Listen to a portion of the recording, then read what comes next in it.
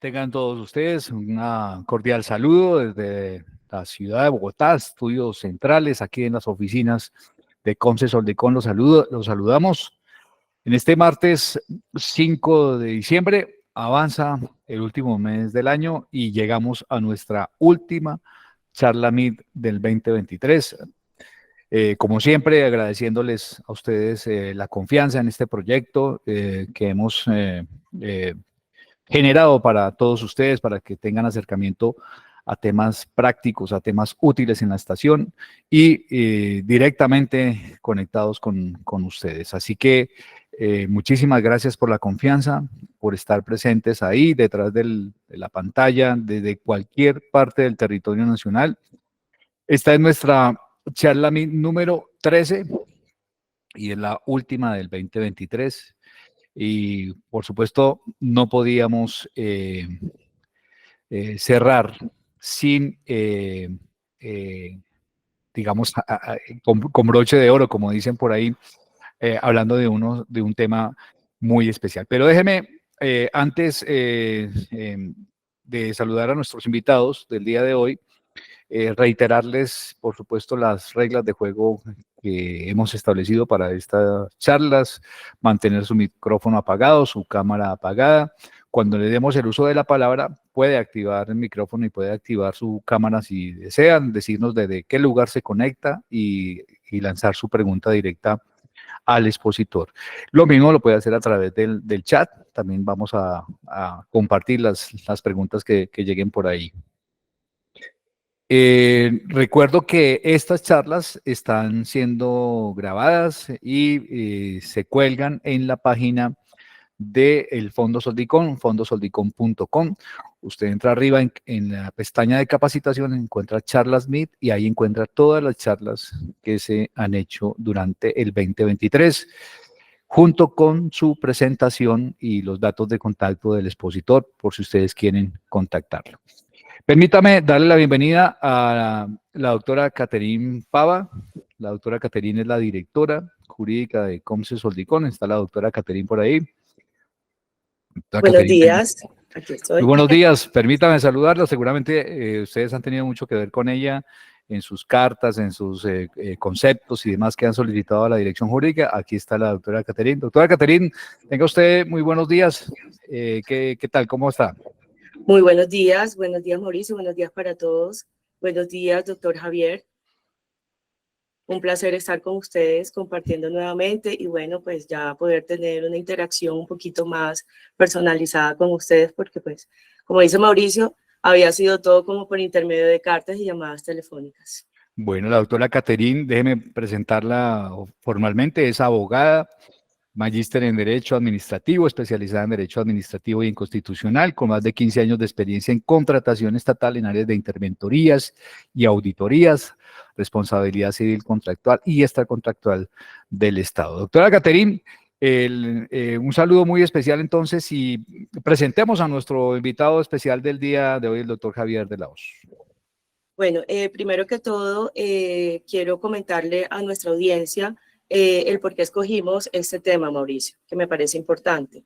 Teniendo en cuenta el balance nuestro de nuestras asesorías jurídicas, las cuales en los 7 meses que llevamos de ejecución de este proyecto de dirección jurídica, pues ha abarcado alrededor de unas 544 asesorías jurídicas, de las cuales 229 corresponden a conceptos jurídicos y 315 corresponden a elaboración y revisión de documentos legales.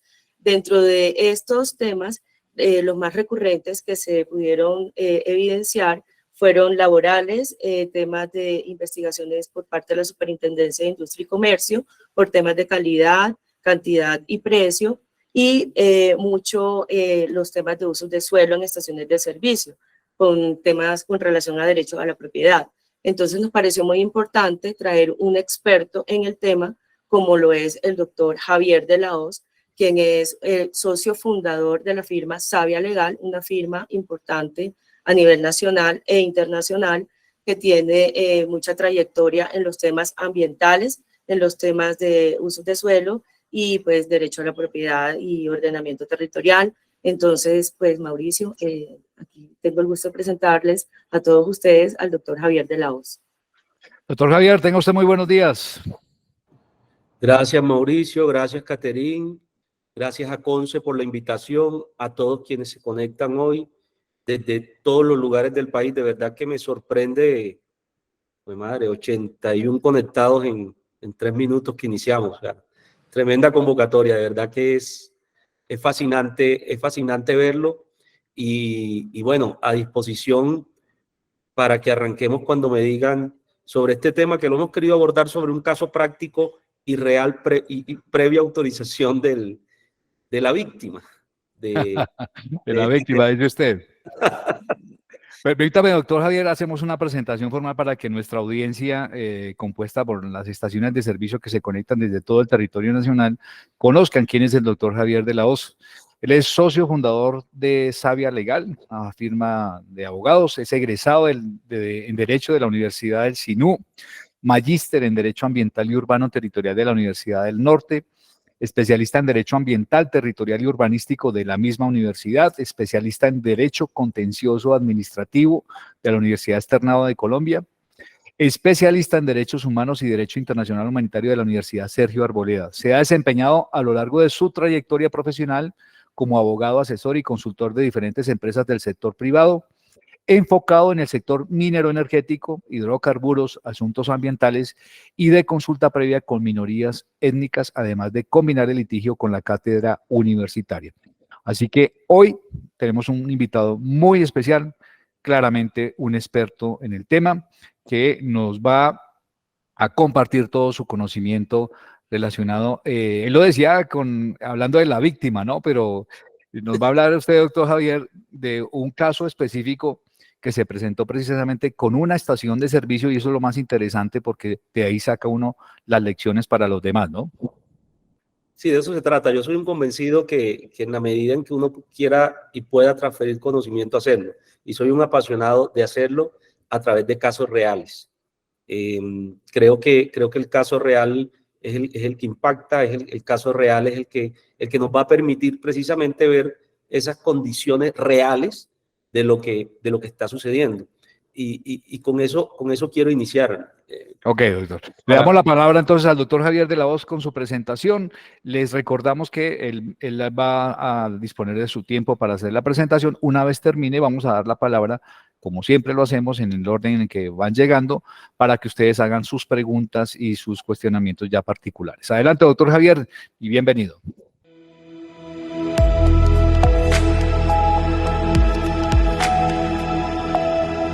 Mire, yo quiero empezar con una historia que la divido en dos partes, una historia real que viví y creo que en el congreso que tuvieron ahorita en Cartagena se la pude compartir específicamente a Caterín. Le decía, por mi actividad profesional y familiar me muevo mucho entre Barranquilla y Cartagena sobre la vía al mar. Y a mí me llamaba poderosamente la atención que muchas veces que pasaba por allí, veía que la ampliación de la vía al mar se detenía en cierto lugar. Y cuando uno seguía avanzando, la ampliación se detenía y te encontrabas con una estación de servicio sobre el trazado de la vía al mar. Quienes estudiamos estos temas, pues obviamente eso nos llama la atención porque tú dices, una obra de carácter nacional, una obra que incluso está dentro de varios documentos COMPES y que ha sido priorizada por la nación, pues pucha, parada, porque ahí está una estación de servicio.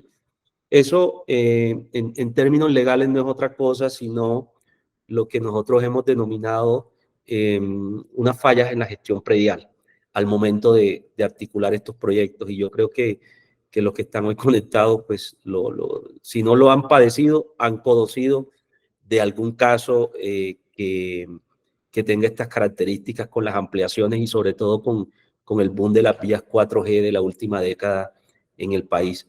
Como asesor de despacho de varios alcaldes y de sus secretarías de planeación, lo vi y los temas más recurrentes precisamente era el desconocimiento de lo que se consideraba derechos adquiridos a través de certificaciones de uso de suelo que ya se le habían entregado a las estaciones de servicio, pero que luego, cuando se hace una planificación a nivel central, se desconocen esas determinantes urbano-territoriales que se dan a través de instrumentos de planificación local, que van mucho más allá del POT. Debajo del POT hay muchos otros instrumentos que a veces no le damos la importancia que se merece, olvidando un tema importantísimo, y es que por disposición constitucional, quien está en cabeza del ordenamiento del territorio es el municipio. En este caso lo hacen como un tema mixto, consejo municipal y alcalde municipal, que es quien adopta el POT. Soy monteriano, y el hecho de ser monteriano me permitió conocer el caso en específico del que les voy a hablar hoy. Este caso se refiere a... son unos amigos que son propietarios de estaciones de servicio en Montería. Ya es la segunda generación.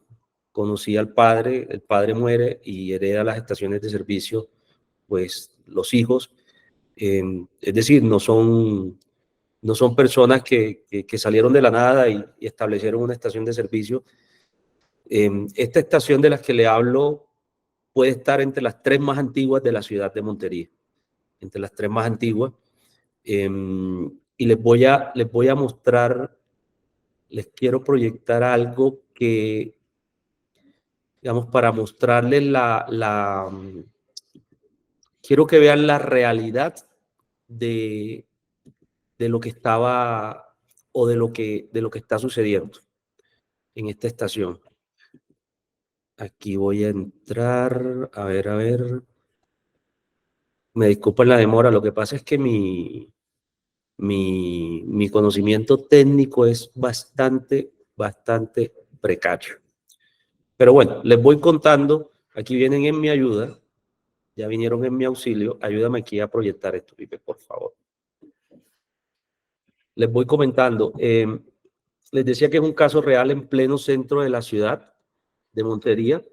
Es un caso que se deriva de una expropiación. La ciudad de Montería hace varios años optó, desde el año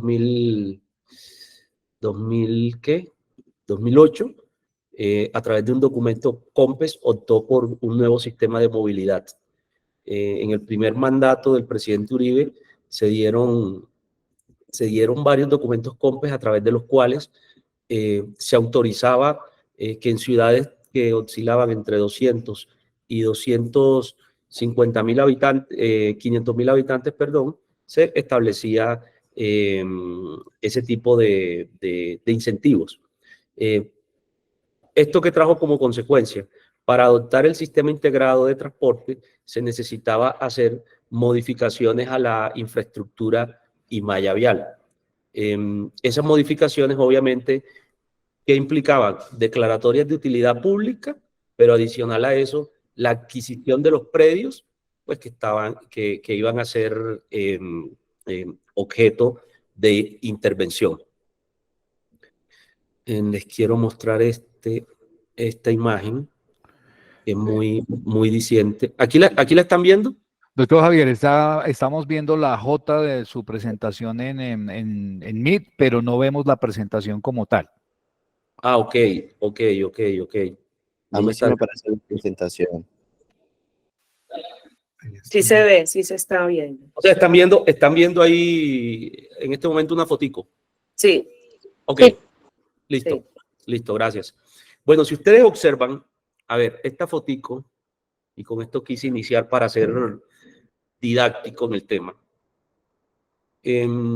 Aquí ven el cursor donde lo estoy moviendo, allí está la estación de servicio. Esa es la estación de servicio, todo este lote. La declaratoria de utilidad pública se dio sobre predios, aquí donde está el cursor, aquí debajito. Esto es una vía circunvalar, lo que en Montería se le denomina pues la circunvalar, que es una vía perimetral importantísima, para que ustedes vean la ubicación estratégica de esta estación. Esta parte que dice cierre calle 29 es un cierre vial que se dio por más de 13 meses. O sea, estamos hablando de casi año y medio, por el cual no circulaban. Esta calle, para quienes no conocen Montería, pues es una vía arteria también muy, muy importante, y solo se permitía circulación alrededor de la estación, aquí donde tengo el cursor en este momento, calle 30 de Montería. Si se dan cuenta, quedaba un solo acceso, que es acá donde está esta flechita. Es decir, la estación de servicio perdió el acceso por sus dos vías principales. Esto es calle 29 y avenida Circunvalar de la ciudad. Eso obviamente, ¿qué trae como consecuencia? Aquí está un poco más cerca, lo quise acercar un poco más.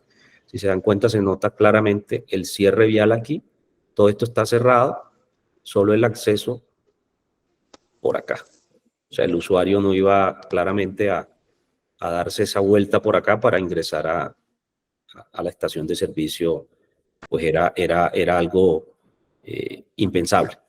El asunto está en que ¿por qué se da esa declaratoria de utilidad pública? Porque exactamente a unos 20 metros de esta estación de servicio, al frente, se estaba construyendo un puente que era quien iba a interconectar la vía circunvalar para mejorar movilidad. Aquí había una glorieta, al frente de la estación originalmente había una glorieta, esa glorieta fue reemplazada por un puente. Esa obra tenía una proyección, creo que de 6 meses, algo así, pero resulta que los cierres se postergaron por más de año y medio. Al propietario le hacen las ofertas de compra, que es el trámite pues, que la ley consagra para estos efectos, por un área, y ojo el número, de solo 139.13 metros cuadrados. Es decir, la planificación del proyecto, lo que me decía era que eran poco menos de 140 metros cuadrados que se necesitaban para efectos de construir esta obra. La oferta inicial fue de 120 millones de pesos, para hablar de cifras cerradas, 120 millones de pesos, las cuales fueron rechazadas por el propietario de la estación. Y fueron rechazadas por un factor fundamental, y aquí nos vamos adentrando en la discusión jurídica, que es el punto problemático que en el 90 y pico % de casos encontramos en estos temas. Y es que la oferta solo consagraba, basados en un avalúo efectuado por la lonja, solo consagraba que se le pagara el valor de los 139 metros cuadrados, 139,13 metros cuadrados. Esto, en estricto derecho, no es otra cosa sino solo pagar lo que denominamos el daño emergente. ¿Qué es el daño emergente? El valor del lote, del pedazo de suelo, de tierra que vas a usar para la obra. La pregunta del millón es, y vamos cayendo al caso concreto, la pregunta del millón es, ¿será que el propietario de esta estación de servicio solo tiene derecho a que se le pague esa porción de suelo que se necesita para la construcción de la obra, sin tener en cuenta que producto de estos cierres y de este encerramiento total que se hizo de la estación, se genera algo que se llama lucro cesante? ¿Será que solamente le debo pagar o como propietario, empresario, tengo derecho a que solo se me pague el daño emergente? Cosa que los encargados de la obra jamás lo llamaron de daño emergente, que hablaban del pedazo que hizo. Un micrófono abierto, ¿no? Ok, listo. Ahí nos animaron la mañana con algo de música, pero bueno. ¿Será que tiene solo derecho al daño emergente? Desde mi óptica y desde la óptica hoy de la jurisprudencia del Consejo de Estado, no. La respuesta es negativa. En el sentido de que como propietarios sí tenemos derecho. Y ojo a esto. Hoy día no podemos hablar de una simple indemnización, que es el criterio que siempre se usa. No. Hoy día tenemos que hablar de reparación integral. El concepto de reparación ya está vinculado a la ley, el concepto de reparación ya está vinculado incluso a los distintos actos administrativos que regulan el procedimiento de los avaludos. Y cuando hablo de reparación integral, la reparación integral tiene varios conceptos, entre ellos los más importantes, el daño emergente y el lucro cesante. ¿Qué sucede? Que cuando se dan este tipo de afectaciones, obviamente las personas encargadas o las entidades encargadas de la obra a lo que más le tienen temor es al lucro cesante. ¿Por qué? Porque en el negocio de ustedes lo saben mejor que yo, esto es de producción diaria, producción diaria. Y el lucro cesante consiste precisamente en eso, en lo que dejo de percibir como consecuencia de una obra. Eso es lo que es el lucro cesante. Y eso es lo que yo denomino un taxímetro. ¿Por qué un taxímetro? Porque día a día va sumando y va sumando. En ese orden de ideas, se abre ese litigio táctico, real, que les estoy contando, pero que sé que aplica a yo no sé cuántos casos en el país como consecuencia de este tipo de obras. Ahora bien, ¿cuál es el principal argumento y a veces único que nos encontramos en estas controversias? Nos encontramos con el argumento de que el bien general prima sobre el particular. Y ese es el argumento que siempre encontramos en los despachos de planeación, en los despachos jurídicos de las distintas entidades municipales o de las distintas entidades contratistas encargadas de ejecutar obras. Siempre el criterio es el bien general, prima sobre el particular. Y eso en principio es cierto, porque incluso jurisprudencial y constitucionalmente, pues la Constitución nos dice que la propiedad tiene una carga social fuerte y tiene un contenido social fuerte y que el bien general prima sobre el bien particular. Pero más allá de eso, la jurisprudencia, incluso constitucional también, que ha dicho, a ver, señores entidades públicas, señores contratistas, si bien es cierto, el bien general prima sobre el interés particular, no es menos cierto que ese interés particular también se debe proteger. Y en este tipo de casos, la jurisprudencia que nos ha venido enseñando o sobre qué se ha venido decantando. La jurisprudencia lo que ha venido enseñando claramente es que el particular, si bien es cierto, debe asumir algunas cargas, existen otras cargas que el particular no está en el deber jurídico de soportar. ¿Y esto cuándo se da?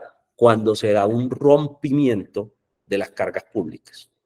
Y el mejor ejemplo para hablarles a ustedes sobre temas relacionados con rompimiento a las cargas públicas que encontré fue este, y está ejemplificado en esta foto. Aquí hay un clarísimo rompimiento de las cargas públicas, por una razón sencilla. La entidad pública o la administración pública, en este caso, también le atañe un deber, y es un deber de planificación. Y el deber de planificación implica que yo tengo que cuidar estas operaciones. Si ustedes se dan cuenta, esta estación de servicio está aquí, asentada, y claramente se le violaron todos sus derechos.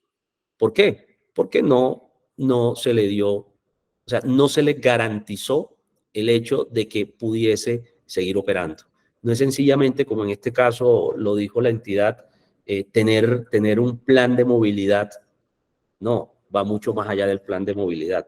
Aquí se trata es de que se garantice esta operación, porque es que además aquí hay unos empleados que tienen derecho a un mínimo vital. Y ni para qué les cuento estos establecimientos de comercio que están aquí detrás. Estos son 3 bodegas gigantes, una entre ellas el conocido Muebles Jamar, que también, por lo menos la estación tenía un acceso por aquí, pero Muebles Jamar se quedó sin acceso. Tuvo que hacer unas inversiones grandes y cambiar, esta era su entrada principal aquí donde dice calle 29, y cambiarla hacia acá a la parte trasera. Ese es el mejor ejemplo que pude conseguir a efectos de ejemplificar lo que es el rompimiento de las cargas públicas.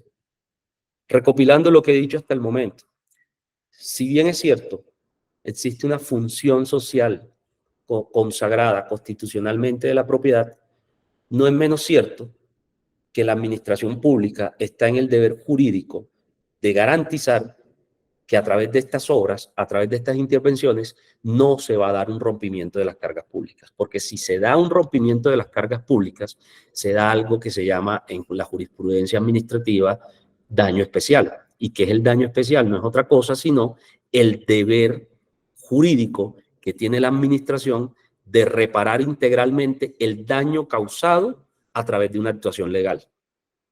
Repito de nuevo, daño especial es ese que se deriva de una actuación legal de la administración pública. Si ustedes se dan cuenta, aquí no estamos discutiendo que esta intervención sea legal o ilegal. La intervención es absolutamente lícita. Es decir, yo no puedo cometer el error que muchas veces se comete cuando estoy siendo víctima de este tipo de rompimiento de cargas públicas, de atacar el acto administrativo que otorgó la concesión o que adjudicó la obra. No, porque es legal. La administración lo está haciendo a través de sus facultades. Lo que sí puedo hacer es reclamar la reparación integral que me compete producto del rompimiento de esas cargas públicas.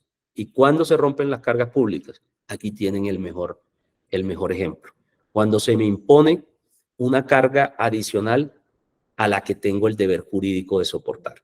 Este es uno de los más claros ejemplos de rompimiento de cargas públicas y que en realidad en la práctica lo he visto yo no sé en cuántas ocasiones. No sé en cuántas ocasiones lo he visto.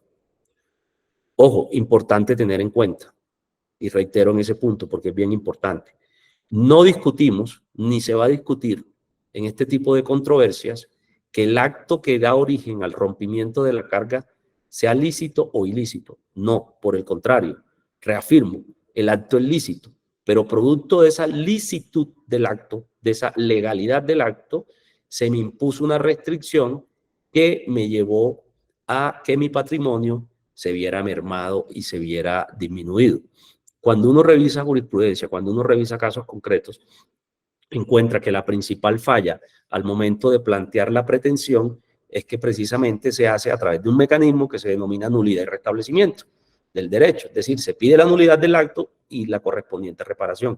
En estos casos no. En estos casos se da lo que se llama rompimiento de carga, repito, y que se reclama a través de un medio de control que se llama reparación directa. Reparación directa derivada del daño especial. Y el Consejo de Estado lo llama daño especial precisamente porque se da como consecuencia de una actuación lícita. Siendo un poco más didáctico, el porqué de la importancia del ordenamiento del territorio y el uso del suelo en las estaciones de servicio. Un primer punto, que es la zonificación y usos de suelo permitidos. Mire, yo he tenido la oportunidad, la dicha, de asesorar muchos planes de ordenamiento en Colombia, la construcción de los planes de ordenamiento, y una de las principales discusiones es la ubicación de las estaciones de servicio. ¿Por qué? Porque muchas veces se va desconociendo los usos previamente otorgados. Y si bien es cierto, la entidad territorial tiene la facultad constitucional de modificar los usos, lo que no puede hacer es modificar este uso de un momento a otro. La jurisprudencia ha dicho y la jurisprudencia muestra el camino. La jurisprudencia básicamente lo que busca es garantizar que ese uso que le fue autorizado a usted en determinado punto le pueda ser autorizado en otro lugar bajo las mismas condiciones, bajo las mismas características. Es muy complejo, muy difícil, por eso siempre que tengo la oportunidad de dirigirme a audiencias de empresarios, les recalco la importancia de estar vinculados al momento de revisión de los planes de ordenamiento. Eso tiene, los procesos de revisión tienen instancias públicas donde el llamado, y lo hacía incluso en el evento a algunos de los dirigentes de CONSE, les decía, mire, importante, muy importante, participar en los procesos de revisión de los planes de ordenamiento, porque el plan de ordenamiento es todo, en estos casos es todo, y es lo que nos va a permitir de una u otra manera participar activamente en el desarrollo y que no se nos desconozcan derechos, o básicamente abrir puertas a nuevos derechos, abrir puertas donde en este caso los afiliados de CONCE visualicen y digan, hombre, mira, yo creo que una estación de servicio puede quedar bien ubicada en este lugar porque las dinámicas territoriales de la ciudad me lo están mostrando de esa manera. Si eso no lo decimos dentro de los procesos de revisión de los planes de ordenamiento, no va a haber forma de hacerlo. No va a haber forma de hacerlo. Ahí está la oportunidad y es la instancia adecuada para hacerlo. Otro punto importante es la compatibilidad de los usos. La compatibilidad de los usos es supremamente importante porque hoy día encontramos que tengo estaciones de servicio de un lado, pero resulta que me autorizan, y créanme que le hablo de casos reales, ventas de pólvora a 100 metros o a 150 metros. Acabo de ver uno sobre la vía del mar en Barranquilla que me preocupó full. Yo dije, pucha. Y es una estación removible. Cuando digo una estación, no, una venta de pólvora removible que no necesita licencias, pero son digamos, vacíos legales, pero que la norma general no me lo va a permitir. O temas como escuelas, por ejemplo. El tema de las escuelas también es complejo manejarlo en ciertas ciudades. La prevención de riesgos también está ligada a los usos del suelo y los impactos ambientales también, donde les digo, muy alertas en esta parte porque se están dando muchos movimientos en materia ambiental, los sancionatorios están muy activos, pero además existe cierta tendencia fuerte hoy día donde quieren volver a la antigua exigencia de licencias ambientales para las estaciones de servicio. Eso hay que hacerle mucho seguimiento y hay que estar muy pendiente. La misma pregunta, ¿pueden los municipios cambiar los usos de suelo establecidos previamente y qué consecuencias se derivan de estas decisiones? Y esto lo quiero hacer desde una perspectiva de carácter de derechos humanos. Y muchos dirán, abogado, ¿qué tiene que ver los derechos humanos con mi estación de servicio? Créanme que tiene que ver todo. Tiene que ver todo y precisamente por eso estudié derechos humanos. Yo recuerdo que en ese salón de clase me decían, este tipo se chifló, este tipo se le corrió el champú literalmente por una razón. No es normal que uno vea el derecho a la propiedad como un derecho humano. Y déjenme decirles que la Carta Interamericana de Derechos Humanos reconoce el derecho a la propiedad como un derecho humano. Cuando uno en estos litigios como abogado plantea esas discusiones desde esa óptica, eso es una bomba de profundidad. ¿Por qué? Porque cuando el análisis legal de un derecho se hace desde la óptica de derechos humanos, incluso los estándares probatorios que tenemos que cumplir bajan. Los criterios de apreciación probatoria también se tienen que hacer a nuestro favor. Y eso implica la aplicación de unas normas de carácter internacional. Lo hago desde esta óptica y lo voy a ir aterrizando poco a poco. Caso concreto. Corte Interamericana de Derechos Humanos, caso Salvador Chiriboga contra Ecuador. La familia de Salvador Chiriboga eran unos terratenientes, propietarios de tierras en el Ecuador, donde parte de estas tierras se les declaró como de utilidad pública. Bajo el mismo criterio que les mencionaba al principio y bajo el mismo criterio que tuvo la administración municipal, en este caso en Montería, para causar esa carga o imponer esa carga desproporcionada en el caso de la estación de servicio de mis amigos que les contaba. El mismo criterio, fue el mismo criterio. El interés general prima sobre el particular. Le aplican la utilidad pública tiene un efecto inmediato y este efecto inmediato es que sale el bien del comercio. El bien sale del comercio con las consecuencias que eso trae. La familia Chiriboga lo que dice es, oye, me estás causando, hay un rompimiento de las cargas públicas. El Estado ecuatoriano, como suele pasar, en primera, segunda instancia, fue a la última revisión ante el equivalente al Consejo de Estado en Ecuador y no fue posible. No fue posible, no le dieron la razón al propietario. El propietario, en una actuación novedosísima, bastante avesada, se fue a Washington, algo que se llama la Comisión Interamericana de Derechos Humanos. Cuando nosotros nos hablan, sobre todo en Colombia, de Comisión Interamericana, lo primero que se nos viene a la cabeza son los casos de homicidios, desapariciones, etcétera, etcétera, etcétera. Pero resulta y acontece que la Comisión Interamericana de Derechos Humanos pues conoce todos los derechos humanos y el derecho a la propiedad es un derecho humano. El derecho a la propiedad está reconocido en la Carta Interamericana de Derechos Humanos como lo que es, como un derecho humano. ¿Qué hizo la Corte? ¿Qué hizo la Comisión? En este caso, la Comisión rinde un informe de admisibilidad y lo pasa a Costa Rica, donde está la Corte Interamericana, que es la que al final del día va a fallar. Y la Corte Interamericana, ¿qué dijo? Señores Ecuador, usted le ha violado el derecho humano a la propiedad al señor Salvador Chiriboga y a su entorno familiar, y condenó al Estado ecuatoriano. Eso tiene unas repercusiones profundas en todo el ordenamiento de los países que somos parte del, o que estamos adheridos al Pacto de San José, que no es otra cosa sino la Carta Interamericana de Derechos Humanos. ¿Qué impactos trae? Hay algo que los abogados denominamos control de convencionalidad. ¿Qué es el control de convencionalidad? Es un análisis que tiene que hacer todo el Estado. Y cuando digo todo el Estado, voy desde las más altas cortes, Corte Constitucional, Corte Suprema de Justicia, hasta el funcionario de la alcaldía del pueblo más oculto de Colombia, que va a expedir un acto administrativo tendiente a autorizar el funcionamiento de una estación de servicio. El control de convencionalidad irriga a todo el Estado, a todo, desde el funcionario más chiquito hasta el de mayor jerarquía, desde el presidente de la República hasta el presidente de la Junta de Acción Comunal de determinado barrio. El control de convencionalidad hay que aplicarlo. Incluso los particulares estamos obligados a aplicar el control de convencionalidad.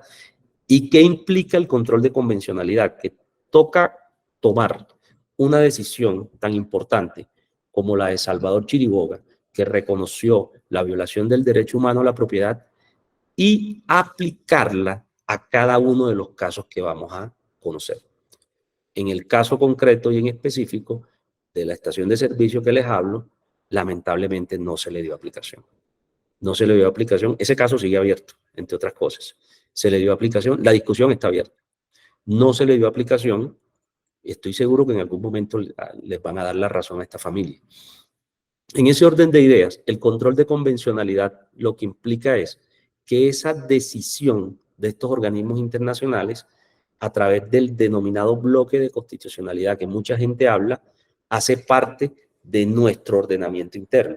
¿En qué va a impactar eso? Eso va a impactar, señores, en la práctica de que cuando usted vaya a solicitar un uso de suelo a una Secretaría de Planeación para su estación o para otro negocio, lo que esté desarrollando, pero además, si le llega una oferta de compra o una declaratoria de utilidad pública, simplemente decirle, pausa, un momentico, vamos a revisar si esta compra o esta oferta de compra o este procedimiento administrativo que me está adelantando se está conforme o se amolda a los estándares convencionales. La experiencia me indica que no, o sea, que muy poco, muy poco, por la sencilla razón, es una discusión económica. Y en la medida en que esa discusión sea económica, van a tratar de quitarse de encima el lucro cesante, que yo creo que es lo que más impacta a los negocios. Entonces, dicho esto, les digo, los municipios sí tienen las facultades para cambiar los usos de suelo. Claro que lo pueden hacer, porque es una facultad constitucional. Pero como toda decisión trae consecuencias, pues número uno, pueden existir impactos sobre la propiedad. Los cambios de uso de suelo pueden afectar el valor de las propiedades ya existentes, como en el caso que les acabo de poner del puente que le construyeron a nuestro amigo en la estación de servicio. Les quiero poner un ejemplo paralelo. Miren, el Consejo de Estado lo viene diciendo exactamente desde el año 1987, a través de un famoso fallo que fue de los primeros, que se refiere a un caso relativo a la construcción del puente elevado de la calle 53. Quienes conocen Bogotá saben de qué les hablo. Y condenó básicamente por ruptura de las cargas públicas. Y lo que dice el Consejo de Estado, les leo, abro comillas, se puso en evidencia que la obra del puente de la 53 con la carrera 30 produjo un daño de carácter excepcional a los dueños del inmueble aledaño, un apartamento, un edificio de apartamentos. Daño o perjuicio que no surge de una falla del servicio, sino del hecho de habérsele impuesto a los demandantes una carga especial en beneficio de la comunidad, carga que rompe el principio de la igualdad frente a las cargas públicas. No es otra cosa sino, básicamente, derecho a la igualdad bien entendido. Entonces, cuando se cambian los usos de suelo, hay que tener en cuenta precisamente decisiones como esta, pero también decisiones tan importantes como la de Chiriboga, de por allá del sistema interamericano. Los impactos sobre la propiedad van a ser inevitables. Los conflictos legales que se dan como consecuencia también de esos impactos, si no son bien gestionados por las entidades, también van a ser inevitables. El impacto social también va a ser muy fuerte, muy fuerte. Mire, lo hemos visto cuando yo comparo las ciudades con organismos vivos, como plantas. Hay que irlas podando precisamente para que crezcan en orden, para que crezcan bien, para que crezcan bonitas y no sencillamente imponer cargas desproporcionadas como la que se impuso a nuestro amigo y colega de la estación de servicio. Una pregunta para ir cerrando esta parte. ¿Puedo reclamar algún tipo de reparación en caso de que se me expropie parte del predio en el que desarrollo mi actividad comercial? Claro que sí. El deber ser es que usted ni siquiera tenga que acudir a la jurisdicción. Ese es el deber ser. Y les recuerdo, por norma constitucional, el Estado tiene la facultad de declarar la utilidad pública. Debe mediar una decisión judicial y a través de sentencia en firme. Pero antes de esto, la misma norma consagra una parte de arreglo directo. Se supondría que en esa parte de arreglo directo es que se debería dar esta discusión para evitarnos una discusión legal que puede llevar años. Entonces, la conclusión es que en el ideal no sería necesario reclamar la reparación. ¿Por qué? Porque la expropiación que se le va a efectuar o la afectación que se le cause, como tal en caso de no ser una expropiación, implica necesariamente la reparación integral por esa cesión de bienes o el bien que se está afectando. En ese sentido quiero ser reiterativo. Si se le está aplicando una carga desproporcionada, el ideal es que no debería usted tener que presentar la reclamación. ¿Por qué? Porque en esa etapa de arreglo directo o en la etapa judicial debería usted obtener esa reparación integral. Pero en el mundo real, normalmente, esto termina en unas discusiones muy profundas, por una razón sencilla, y es que en la práctica, cuando vamos a ver cómo opera esto, nos damos cuenta que la gestión predial se basa fundamentalmente en el lucro cesante, en el daño emergente. No tiene en cuenta la dinámica del lucro cesante. Ahorita en Barranquilla, por ejemplo, se están dando la ampliación de la 51B, que es una vía arterial que atraviesa toda Barranquilla y que la une con Puerto Colombia hasta llegar a la zona universitaria, al corredor universitario, que es bastante transitado. Y no se alcanzan a imaginar los conflictos que existen con la adquisición de los predios, porque sencillamente no se tuvieron en cuenta las determinantes urbanísticas locales. Por eso yo siempre he dicho, los proyectos de infraestructura, por más importantes que sean, por más grandes que sean, por más de interés nacional que sean, no pueden pasar por encima del ordenamiento territorial local. Volviendo al caso de nuestro amigo, eso fue lo que sucedió. Básicamente eso fue lo que sucedió. Se planificó un proyecto desde nivel central y se les olvidó claramente que en esa esquina había un predio que cartográficamente, y miren que me acabo de acordar de este dato que es importante, cartográficamente, es decir, en los planos, aparecía como un bien de uso dotacional. ¿Y qué es un bien de uso dotacional? Que no puede ser comercial, que simplemente puede ser usado para las actividades que el municipio señale en lo que se refiere a bibliotecas, cuerpos de bomberos, estaciones de policía. Y resulta que allí funcionaba desde hacía décadas esta estación de servicio. Este es el mejor ejemplo de lo que no se debe hacer en materia de ordenamiento del territorio y en específico en lo que se refiere a las estaciones de servicio. En consecuencia, y para abrirle paso a las preguntas, señores, sí tienen derecho a la reparación. Más que una indemnización, que es un concepto que aparentemente es igual, no es igual. No es igual.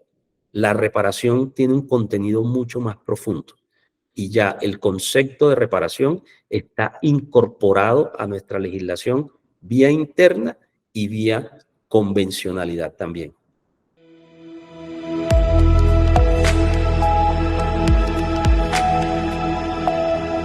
Ok, doctor Javier, muchísimas gracias. Excelente exposición. Tema muy de actualidad. Tenemos ya manitas levantadas desde que usted comenzó en su exposición, doctor Javier. Tenemos a Edwin Garzón. Edwin Garzón nos dice desde dónde se conecta, por favor, y prende su camarita si le es posible para hacer su pregunta al doctor Javier. Adelante, Edwin. Edwin está. Parece que no está. Don Jaime Rodríguez, buenos días. ¿Desde dónde se conecta? Su pregunta, por favor. Don Jaime. Don Jaime Rodríguez tiene levantada su mano. Parece que no tiene pregunta. Viviana Gómez, su pregunta, por favor, ¿desde dónde se conecta? Discúlpame. ¿Quién? ¿Sí está Jaime o no? Sí, es que entré con ese usuario. Yo soy la representante de una estación de servicio en Aguachica. Doctor Javier, muy buenos días. ¿Cómo está? Yo iba a decir, pregunten que no se cobra la consulta, háganle sin miedo. Bueno, yo no generan voy horarios, a adelante. comentar un ¿Quién caso. nos habla, perdón? Mildred Rodríguez, de la Doña EDS Mildred. Lucero DR Aguachica. Adelante, doña Mildred, su pregunta. A ver, te comento, pues tengo un caso que yo durante toda la charla no te lo comenté y pues me gustaría como dar mi punto de vista. Nosotros cuando empezamos a hacer la estación de servicio, tú sabes que uno se avienta a estos proyectos y tiene muy poco apoyo como de toda esta información que lamentablemente se viene uno a enterar es después de que va en el trayecto, ¿sí? Nosotros teníamos unos predios y teníamos un inconveniente con Cenit. Lamentablemente por ahí, pues lamentablemente para nosotros pasaba un tubo y el espacio de nosotros era servidumbre del CENIT. Hicimos todo el tema ¿cómo se llama? De los permisos de suelo, con la ANI, bueno, ya después de que teníamos todo, organizado, ya listos para arrancar, nos llegó Zenith y obviamente pues nos puso ciertos inconvenientes y nos tocó volver como que a reacomodar todo lo que teníamos, planos, todo, por el tema del acceso, porque pues igual, no, la verdad no tocábamos ese espacio, pero sí nos tocó casi que a la brava con ellos ponernos como de acuerdo y siempre nos quedamos como con 8 metros del espacio donde íbamos a arrancar nuestro acceso a la estación de servicio. Créeme que es más común este tipo de casos, lamentablemente. Para que te des cuenta, y procedo a responderte la pregunta de esta manera. En alguna ocasión tuvimos un caso de una zona franca, imagínate, una zona franca en Galapa Atlántico, un proyecto gigante en la zona, planes parciales aprobados, licencias urbanísticas aprobadas, todo aprobado. Cuando va a entrar la maquinaria a remover tierra, meten la primera cucharada de esas y vas a creer que, gracias a Dios, el tipo de la máquina es un tipo con muchísima experiencia y sintió que ahí había un tubo. Es decir, nos habían autorizado una operación sobre una servidumbre de gas. Entonces, por eso no me extraña lo que te sucedió. ¿Por qué? Porque es tan dispar y la información es tan dispar del ordenamiento territorial que te vas a encontrar con estas sorpresas. En tu caso, como en este caso que manejamos, ¿qué se generó? Obviamente, una responsabilidad que acarrea un tema de reparación. ¿Por qué? Porque el deber jurídico de la entidad territorial está en mantener actualizada toda esa información. Es que si tú compras un predio para poner cualquier actividad, en este caso una estación de servicio, tú lo primero que, pues, tú pediste tus determinantes y sobre eso hiciste una planificación, los planos, etcétera, etcétera, hiciste unos gastos y cuando vas a iniciar tu actividad, te llega el de la servidumbre y te dice, oiga, venga, imagínese esto. Y una servidumbre de esas, mal ubicada, de verdad que te puede disminuir muy, muy fuerte el precio de un predio. Entonces, en concreto, para responderte la pregunta, de lo que me cuentas, veo que hay responsabilidad porque ya te habían expedido los permisos a efectos de que iniciaras la obra tendiente a darle operación a la estación de servicio. No quiero decir con esto, repito lo que dije ahora rato, que es que el hecho de que se te impida hacer tu operación sobre esa servidumbre sea ilegal. No es que sea ilegal, es legal, porque la servidumbre está. Lo que la ley te protege es que te tienen que reparar como consecuencia que no te hayan dicho antes de, que te dijeron después. Y eso no puede pasar. Siempre tiene que ser antes. Lo que sucede es que en el 90 y pico % de nuestro territorio no vas a encontrar esa información y por eso toca hacer, mejor dicho, hacer debida diligencia, pero al detalle y no simplemente atenernos a la certificación de uso de suelo que nos expida la entidad territorial.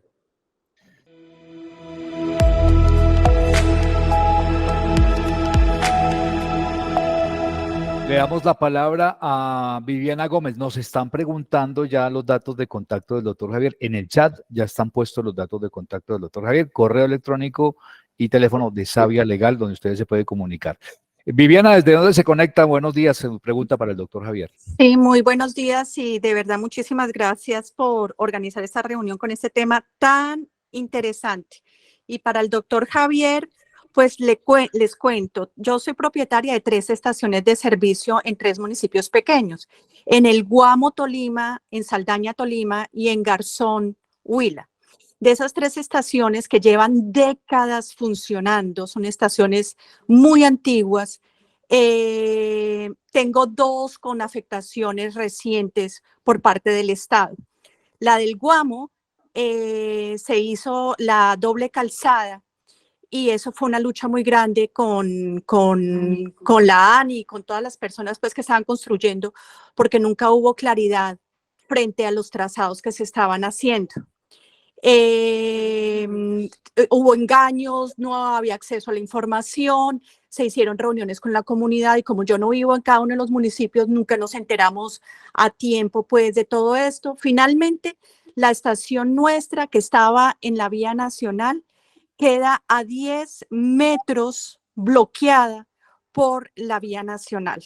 Y aparte de eso, la entrada que era la entrada histórica al municipio del Guamo quedó bloqueada. Esa entrada la cambiaron, esa entrada fue pues de toda la vida y decidieron cambiarla y hacerla unos kilómetros abajo, cambiando pues todo el ordenamiento ahí territorial. Entonces tenemos una afectación muy grande en esa estación porque prácticamente nos dejaron bloqueados sin acceso a los vehículos. Y en Garzón, siendo esto no de poca monta, pues en Garzón, también una estación muy antigua, ubicada en el centro del municipio, siempre se estuvo hablando y siempre se escuchó que el nuevo plan de ordenamiento territorial iba encaminado hacia sacar las estaciones del centro del municipio por reorganización del municipio.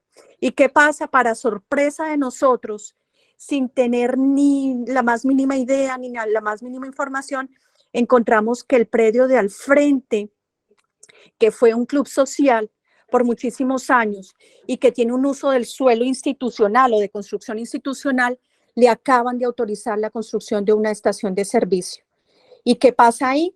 Esa autorización de ese predio, de esa estación de servicio se hace con un uso del suelo que no es para estación de servicio. Nos construyen esa estación, no nos convocan, no nos invitan, solo nos damos cuenta cuando encierran y ponen pues ya los letreros de que están en esa construcción. Y pues lo que se escucha es que en el municipio van a cambiar el uso del suelo en la próxima legislatura pues del consejo. Entonces pues tenemos esos 2 casos, 2 estaciones afectadas de 3 estaciones que tenemos, muy preocupados porque no sabemos qué va a pasar, pues obviamente con nuestro patrimonio. No, y los empleados que tenemos, nosotros tenemos cerca de 20 empleados y Wow. como decía el doctor, imagínense el mínimo vital de toda esta gente que además de todo eso están a punto de pensionarse algunos de ellos. Nosotros estamos realmente en una situación muy complicada porque encontramos además que, por ejemplo, en los municipios donde se han pagado impuestos durante tanto tiempo, donde se tienen contactos, pues digamos, donde se le ha servido a la comunidad, nos toman por sorpresa y no encontramos apoyo de nadie y no sabemos qué hacer. Bueno, mira que básicamente, y veo que no me equivoqué en la escogencia del caso en específico, porque lamentablemente lo que cuentas en Garzón es similar, es un caso similar, bajo el mismo criterio, bajo el mismo entendido que el bien general prima sobre el particular, se desconocen derechos intrínsecos particulares también. Y eso no puede ser, eso no puede ser. Eso no quiere decir que es que hacer la obra sea ilegal. No, no, la obra es completamente legal y en muchas ocasiones hasta necesaria. Pero si se va a afectar el patrimonio de esta forma, como se está afectando, pues obviamente como propietarios de la estación se tiene derecho a unas reparaciones integrales por el perjuicio causado. Obviamente esto es un tema probatorio, esto hay que probarlo, hay que mirar en cuánto se cayó la producción, en cuánto se cayeron las ventas, etcétera, etcétera. Es un tema de números. Pero claramente hay un tema de responsabilidad. Yo vuelvo y les digo, hay que romper el mito de que es que lo legal no me produce un daño y como consecuencia un perjuicio. No, lo legal también me puede producir un daño y consecuencialmente un perjuicio. El ejemplo suyo es claro. La actuación es legal, pero me está causando un perjuicio. Ahora bien, existen también unos manuales de construcción vial. que muchas veces, o sea, hacen lo que les da la gana. Uno no puede, por ejemplo, casos que he visto uno no puede ubicar un retorno donde quiera o donde le parezca. No, eso hay un manual que es un documento bastante robusto que te indica dónde van los retornos. Pero además de eso, el manual es tan específico que te dice hasta cada tanto va un arbolito. O sea, los arbolitos que uno ve en las vías muchas veces no se siembran donde uno quiera o donde le da la gana para que le dé sombra. No, eso hay unos manuales en específico que se tienen que respetar. Con base a eso es que desde nuestro despacho nosotros construimos precisamente las demandas de reparación encaminadas no a la discusión de que si fue ilegal o ilegal la actuación, no me interesa que si fue legal o ilegal. De hecho, en ocasiones cuando nosotros llegamos a estos temas, ya la obra está hecha. Entonces, yo suelo decir, tiene más reverso un avión, la obra está hecha. Discutamos la reparación que me tienes que dar y tratar de aminorar ese perjuicio que me estás causando. En el caso del cambio del uso de suelo, hay que revisarlo porque si es un tema de carácter institucional, el uso de suelo, la única forma de cambiar un uso es a través de un acuerdo municipal, con todo lo que implica un acuerdo. Y esto se hace en la instancia de revisión del POT, y los POT no pueden ser revisados cada vez que le da la gana a un mandatario. Los POT tienen la norma desde la ley 388, que es la ley de ordenamiento territorial, tienen unos periodos. Tiene un primer periodo de una revisión ordinaria que se da cada 4 años y luego una revisión total, luego de 3 periodos de los alcaldes, etcétera, etcétera. Lo que busca la norma con estos periodos es precisamente evitar este tipo de situación.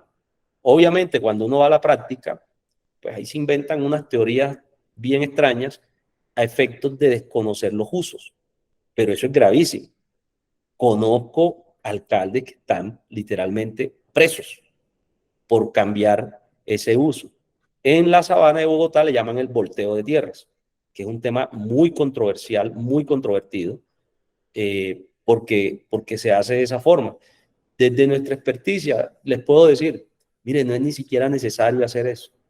Lo único que hay que hacer, y que conozco empresarios que ya lo hacen y que pagan para que les hagan ese trabajo, es que les revisen las dinámicas hacia dónde va la ciudad. Entonces lo que hacen es que compran predios. Por ejemplo, un ejemplo clarísimo. Miren, un plan de ordenamiento se construye, eso es un trabajo de años, no es un trabajo de meses. Un plan de ordenamiento es un trabajo de años, de años. Y la información es pública. Es revisar esa información de diagnóstico. El diagnóstico me dice hacia dónde va la ciudad. Y hay empresarios que lo hacen. Entonces el empresario dice, upa, este municipio en 4 años está gerenciado a que crezca hacia este sector. Entonces, lo que hoy día es una finca, pues mañana no va a ser una finca. Mañana va a ser o un predio industrial o un predio urbanizable. Con lo que eso implica que compras suelo rural, pero en 5 o 6 años tienes suelo urbanizable. Y quienes han vendido predios, pues saben lo que eso implica en materia de pesos, de pagos. Entonces, doña Viviana, mi respuesta es esa. Yo creo que de lo que usted me cuenta, hay un clarísimo caso de temas de responsabilidad. Obviamente, pues tocaría mirar al detalle, pero es un caso análogo al caso de mis amigos que le estoy contando de Montería. Encerraron la estación de servicio. Gracias, doctor Javier. Gracias, Viviana. ¿Alguna contrapregunta? No, pues agradecerles mucho de nuevo, doctor Javier. Estaremos en contacto con usted muy pronto. Bueno, doctor Javier, ahí está la sentencia. Bueno, tenemos un comentario ahí en el chat del doctor Alejandro Rivero sobre este tema. Si tiene la cámara, por favor, tenía una pregunta ahí adicional, doctor. Alejandro Rivero es el director del gremio de FESEC, que hace parte de COMCE. Alejandro, adelante. Mauricio, buen día. Gracias, doctor Javier, muy buen día. No, pues digamos que sí es una pregunta. Usted cuando nos estaba hablando del caso allá en la costa, de la estación de servicio, nos hablaba del daño emergente y el lucro cesante. Yo tenía la inquietud si es normal que pues uno entre a negociar, digamos, el valor del predio, porque eso sería pues un proceso de compra por esa porción de terreno que requiere la entidad para hacer la obra. Y otra cosa es la afectación que sufre la estación de servicio con la obra como tal. Por ejemplo, me refiero el cierre vial. Entonces, yo tengo la inquietud, doctor Javier, si eso se puede negociar ahí mismo o se deben hacer dos procesos aparte, porque pues en mi entender, vuelvo y le digo, una cosa es el proceso de expropiación o de negociación del terreno que requieren para la obra de infraestructura, y otra cosa es el daño que yo voy a sufrir, que lo podría sufrir incluso así no me afecte en el terreno. ¿Sí me entiende? Sí, Entonces total. tenía esa inquietud. Y lo otro, respecto al caso del club que nos comentaban, hacer un comentario. En Bogotá hay una situación similar con una estación de servicio del Country Club, donde funciona una estación al interior del club como una estación de servicio privada que abastece únicamente a los socios. Habría que determinar hasta qué punto esa estación, digamos, podría prestar el servicio a sus socios, porque en mi criterio estaría siendo una estación de servicio pública, ¿sí? Porque no es para las necesidades del club, sino para los socios que hacen parte del club. Pero bueno, eso ya será un tema de discusión que puede dar mucho de dónde cortar. Sí, bueno, con respecto a lo primero, yo soy del criterio que sí se puede hacer en una sola reclamación, porque es que la evolución legal, ¿a qué nos llevó? A que no se hable de indemnización por expropiación en la compra del predio. La evolución legal y jurisprudencial nos ha llevado a que se hable de reparación integral. Por eso he hecho la distinción en los dos criterios. Ahora bien, ¿qué pasa? Que hábilmente los encargados de negociar este tipo de afectaciones limitan la negociación solamente al daño emergente. Y el daño emergente es el equivalente al valor del predio. Y no están metiendo lo que usted denomina, Cristian, la afectación como tal, que puede ser un daño moral, un lucro cesante, es decir, las modalidades de perjuicio que existen, que son múltiples modalidades de perjuicio. Entonces, sí se puede hacer en esa misma etapa.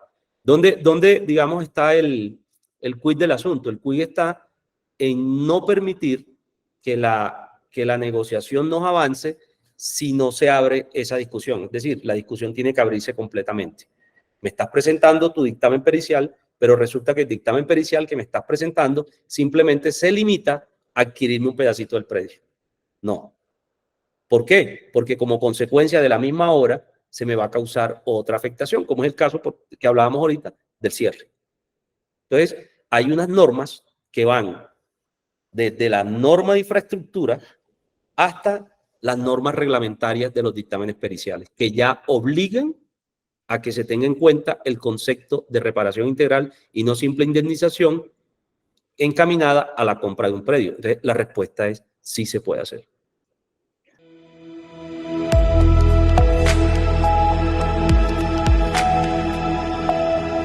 Le damos la palabra a la estación de servicio La Fortuna, ya participante habitual de esta charla. Debe ser seguramente doña Dora, desde el municipio de Río Sucio, Caldas, ¿o me equivoco? Claro que sí, muy buenos días para todos. Bueno, doña Dora, adelante con su pregunta. Gracias, muy amable. No, primero apuntar pues de que fue súper atinado el tema de esto del uso de suelos. Doctor Javier, mira que mi estación de servicio está ubicada pues obviamente sobre la carretera principal de acceso al municipio. Pero al frente de la estación hay un lote de una forma más o menos como triangular. Ese lote ha sido invadido por un supuesto parqueadero de carros, camiones, y hacen actividades pues de toda clase ahí. Hemos manifestado varias veces ante el municipio, ante inspectores viales que visitan la zona, pues del tema de esto. Hay uno por seguridad, porque pues en las noches, inclusive nosotros solo laboramos hasta las 9 de la noche, porque el sitio es demasiado oscuro, peligroso, tenemos de vecinos unos bares, entonces pues por aquí suceden cualquier cosa de cualquier tipo de situaciones, consumo de estupefacientes, bueno, mucha cosa. No hay unos andenes pues como para de pasos peatonales, uno se vuelve pues un torero ahí porque obviamente es en la vía principal, ¿cierto? Pero básicamente muchos acudidos porque nuestra clientela es básicamente la del municipio, o sea, porque somos conocidos de hace más de 40 y tantos años, que mi padre pues obtuvo la estación, pero no tenemos como unos ingresos mayores, ni subimos ventas ni nada, porque la estación no se ve, así de simple, porque permanecen las 24 horas los camiones estacionados en un predio que según averiguaciones pues es de Invías, pero que su administración le corresponde al municipio, pero no hemos obtenido respuesta por ningún lado. Entonces, al doctor, ¿qué podría hacer? En alguna ocasión, un funcionario de planeación nos responde de que, pues, sencillamente ellos no podían hacer nada, que no tenían la facultad y que máximo que porque no tenían para dónde reubicar a los comerciantes flotantes que trabajan pues en ese lote. Y lo que hemos dicho nosotros, venga, pero es que ¿dónde está también la legalidad? La estación de servicio paga impuestos sobre tasa, está debidamente constituida, legalizada con Cámara de Comercio, de todo, y esta gente es una invasora. Y no, simplemente esa fue la respuesta, que ellos no tenían un lote para ofrecerle a estas personas para que siguieran trabajando. Y antes resultamos fue con una acción popular en contra de mi padre, que porque queríamos apropiarnos de un lote que no era de nosotros, cuando se ubicó la Torre de los Precios en un pedacito, para lo cual pedimos permiso a Envíes justamente y nos lo otorgaron por medio de un oficio. Y las vías de acceso, esto tiene doble, pues a la derecha y a la izquierda tiene su acceso, ¿cierto? Pero es una lucha constante, porque a todo alrededor hay qué cantidad de talleres, entonces todo el mundo pone sus vehículos, los estacionan como les provoca, para el lavado, para todo tipo de actividades, y tampoco inclusive con movilidad tenemos respuesta, porque nos obstaculizan las entradas y las salidas. Hemos mandado un oficio con el concepto de bomberos, toda vez pues por el riesgo de por ejemplo, un conato de incendio, que por dónde se va a evacuar pues sobre todo las personas o los vehículos de los clientes que tengamos. O sea, al interior de la estación tenemos el súper espacio. Aquí todo el mundo entra, gira y voltean y todo es súper bien, pero ya para la parte externa, ahí tenemos ese meollo. Hubo una falla en la vía que tuvieron que reparar y todo, y dijeron que era por el peso de la estación. Y le dicen a mi padre, debe reubicar la estación. Y venga, ¿cómo así? Por el peso de la estación, por el peso de los carros que llevan 24 horas estacionados en el lote. Cuando mi padre les dice, listo, hágale mijo, y me ofrecen un lote de iguales dimensiones y me certifican de que vamos a tener el mismo volumen de ventas, inclusive que lo voy a incrementar. Y hasta ahí llegó la cosa. Gracias, doctor. Muchas gracias a todos. A usted, Dora, al doctor Javier. Yo creo que, mira, te me adelantaste con lo de la acción popular, la diferencia es que te la aplicaron en contra, pero el mecanismo adecuado a efectos de obtener allí la recuperación de ese espacio es una acción popular, es efectiva si se plantea bien. Además, la acción popular, dentro de la acción popular puedes pedir un tema de medidas cautelares también, que digamos no hay que esperar a finalizar el proceso para ver las primeras acciones. Ahora bien, un consejo, la acción popular no puede ir encaminada a proteger la operación de la estación, no, porque la acción popular no protege el derecho individual, la acción popular protege el derecho colectivo. En ese sentido, se me ocurre rápidamente a mí que tendría que ser una acción popular encaminada al uso y disfrute del espacio público, por ejemplo, que es un tema efectivo que ha funcionado en otros casos, y con eso pues deja sin argumento al ente territorial que te dice que no tiene forma de hacerlo. Sí tiene forma, es que no quiere, o sea, sencillamente, y eso se ve mucho, pero el mecanismo adecuado sería la acción popular.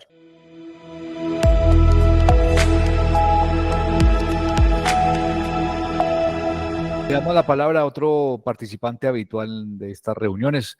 Andrés Herón, desde Bogotá o el departamento de Boyacá, tal vez está, ¿no? Por ahí. Andrés, adelante. No, ahorita estoy en Bogotá. Buenos días a todos. Como siempre, las charlas son muy interesantes y obviamente todos los casos son complejos porque cada estación siempre tenemos los mismos problemas, porque últimamente ya, antes no se requería que las estaciones estuvieran en vías principales, pero últimamente, y sobre todo pues en ciudades principales, por planes de ordenamiento territorial y todo, las estaciones tienen que ser estratégicamente ubicadas, pues dependiendo del plan de ordenamiento, si lo permite, todas estas cosas.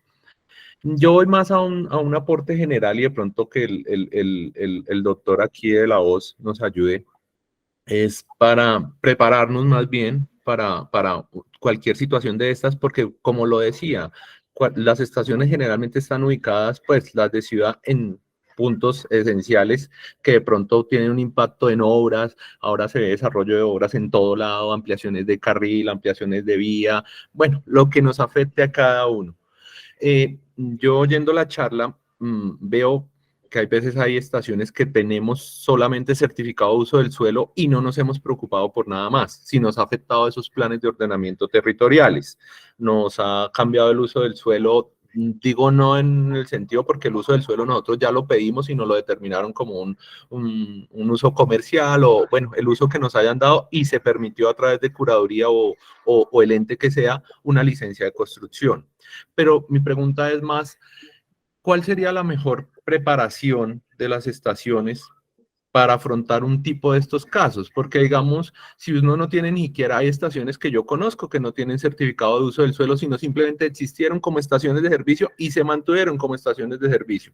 Y pues en dado caso, una afectación que pase a una estación de servicio, pues lo primero que van a decir, uy, pero es que usted ni siquiera tiene uso del suelo ahí para estación de servicio. Entonces, ¿qué es lo que viene a reclamar? Lo que decía el director de FESEC, pues es muy cierto, o sea, hay diferentes afectaciones, no solamente la obra me puede afectar que me quiten un pedazo de terreno, que me quiten la estación total, que ya no pueda ser operable, o simplemente que si hagan un cierre, hagan unas obras y nos tengan ahí como que nadie ve ese lucro cesante que, oiga, me quedé con los empleados quietos, me quedé con arriendos quietos y pues obviamente con los ingresos quietos de una empresa o una estación de servicio. Entonces, lo que le pido a él es que de pronto nos haga un resumen de qué es lo más viable, a dónde deberíamos revisar nuestros documentos, qué deberíamos hacer para estar preparados para una situación de estas. Es decir, oye, vaya a la alcaldía, vaya a planeación distrital, vaya al catastro de Bogotá o vaya a su entidad. No sé cuáles deberían ser las recomendaciones del doctor de la Hoz para revisar que estemos lo mejor preparados en el dado caso que nos toque hacer una reclamación,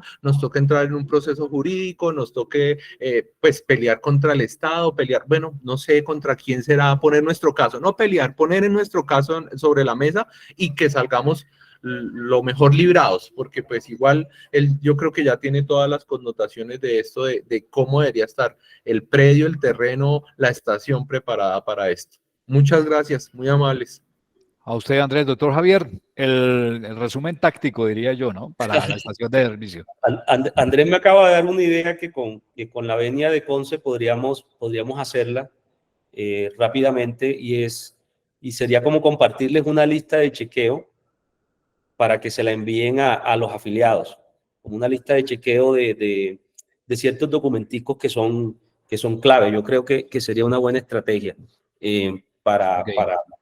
digamos, para irle dando solidez al tema, porque de verdad, como dice Andrés, es supremamente importante. Para responder la pregunta de Andrés, en resumen, a ver, fundamental, obviamente, el uso de suelo. El certificado de uso de suelo es fundamental. Ahora bien, hay unos casos, como él lo menciona en su comentario también, es que existen establecimientos, existen estaciones en este caso, que incluso no tienen uso de suelo, sino que históricamente están allí. Esto tiene un trámite especial y es lo que se denomina el reconocimiento de situaciones jurídicas consolidadas, que en la práctica, al momento de cualquier tipo de reclamación o de controversia por algún tipo de expropiación, lo que sea, nos va a servir como equivalente del uso de suelo. Es decir, tiene los mismos efectos legales. Eso por un lado, en lo que se refiere a la autorización que debo tener para funcionar allí en el respectivo lugar como tal. Y de otro lado, hay un tema de suma importancia y es lo que nos va a determinar el quantum de la discusión, es lo que nos va a determinar la parte económica de una discusión de este calibre. Y es que, miren, importante que los numeritos internos estén organizados. Es decir, no se puede cometer el error que, miren, lo he visto y es que, por ejemplo, mi petición como afectado con la obra es de 1.000 millones de pesos. ¿Y esos 1.000 millones de qué salen? Salen de 400 de daño emergente y 600 de lucro cesante. Ah, bueno, listo. Pásame eso. Nos pasan la información. Cuando la contraparte que estamos negociando, obviamente lo primero que va a hacer es una revisión de lo que le estamos pasando, nos hacen caer en cuenta y nos dicen, mira un momentico, estos numeritos tuyos no me coinciden con los numeritos que estás reportando en los entes públicos. Y ahí uno tiene, ahí es donde yo digo y le digo a quienes representamos, mire, en este caso es mejor recoger las armas y retirarse. ¿Por qué? Porque el daño puede ser absolutamente peor. Entonces, por un lado, certificados de uso o reconocimiento de una situación jurídica consolidada, y por otro lado, el tema de números internos. O sea, eso hay que tenerlo súper bien organizado. ¿Por qué? Porque, mire, créame, yo he sido asesor también de entidades públicas y uno sabe y uno intuye cuando esos números no coinciden. Entonces, puedes tener, puedes tú tener tu facturación, por decir algo, sí, yo vendí tanto este mes, pero si ese número no me coincide con lo que tengo en registros públicos, podemos tener un problema. Entonces, básicamente esos son los dos aspectos fundamentales sobre los cuales tenemos que estar preparados. Sobre eso tenemos que estar preparados. Eso, miren, con una buena asesoría financiera eso es viable, eso se puede hacer. Eso se puede hacer. Y les decía al principio, se me ocurre esa idea de hacerles como una lista de chequeo y hacérselas llegar, digamos, un poco más detallada, donde estén como los requisitos y los elementos necesarios para que no nos cojan de sorpresa ante un tipo de reclamación de estos. Así, doctor Javier, es un compromiso, lo vamos a hacer, lo vamos a coordinar y a través de todas nuestras canales digitales vamos a hacerle llegar esa información a las estaciones de servicio. Gracias a Andrés por su pregunta. Y le damos la palabra a don José Aníbal Torres. ¿Desde dónde se conecta? El nombre de su estación, por favor, y su pregunta. Don José Aníbal. ¿Está don José Aníbal? Su pregunta, por favor. No está José Aníbal. Asesnor debe estar en María Eugenia Martínez, desde Cúcuta. Buenos días para todos. María Eugenia, adelante, bienvenida. Bueno, doctor de la Hoz, estamos en la frontera colombo-venezolana, acá en el departamento norte de Santander. Las tres fronteras en Colombia tienen lo que se llama beneficios de frontera, o sea, amparados con la ley C81 del 2001. Existe un caso particular de una estación de servicio que es la primera estación, la estación piloto que construyó la Texan Petroleum Company cuando llegó a Colombia, que entró por Cúcuta. Por eso aquí había en estación de servicio Texaco 1, 2, 3, 4, 5 y 6. Pero el proyecto de estación de servicio quedó ubicado, y hoy hoy tiene un nombre, no quiero decir el nombre, es el proyecto número 1 de las estaciones en Colombia, de la Texaco. Resulta que esa estación, como tiene tanto tiempo, cuando la hicieron los gringos, esa estación no tenía la alta densidad poblacional que hoy tiene, ¿sí? Entonces, esa estación de servicio quedó...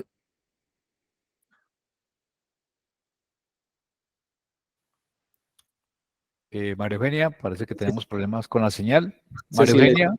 Sí, Yo le Adelante, escucho. sí, hubo un corte ahí con la señal. Siga, por favor. Bueno, y entonces esa estación de servicio quedó ubicada en un sitio pues de alta densidad poblacional, tráfico, mucho tráfico por una vía principal de vehículos, sobre todo de transporte público, busetas y buses. Entonces, esa estación de servicio, según tengo conocimiento, no está afiliada a la Asociación de Estaciones de Servicio Norte de Santander, pero según comentarios, esa estación tiene que ubicarse, ¿sí? El problema es este, doctor, que en zona de frontera, el Ministerio de Minas es muy celoso y controla mucho la ubicación de las estaciones de servicio.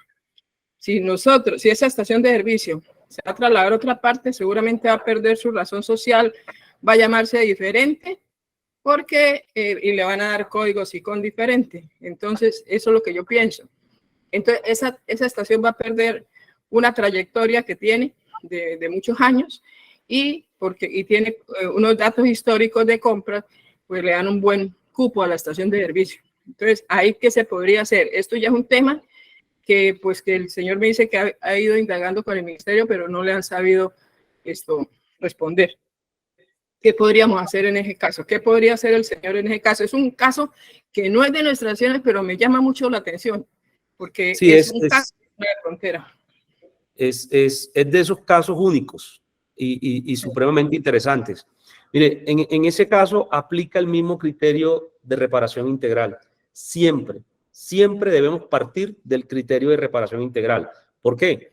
Porque el criterio de reparación integral implica que se le deba reconocer eso que usted menciona y denomina, si no estoy mal, como tradición en los números, en las ventas. Y lo que se le llama, lo que se le suele llamar la prima, que es un intangible. Datos históricos de ventas.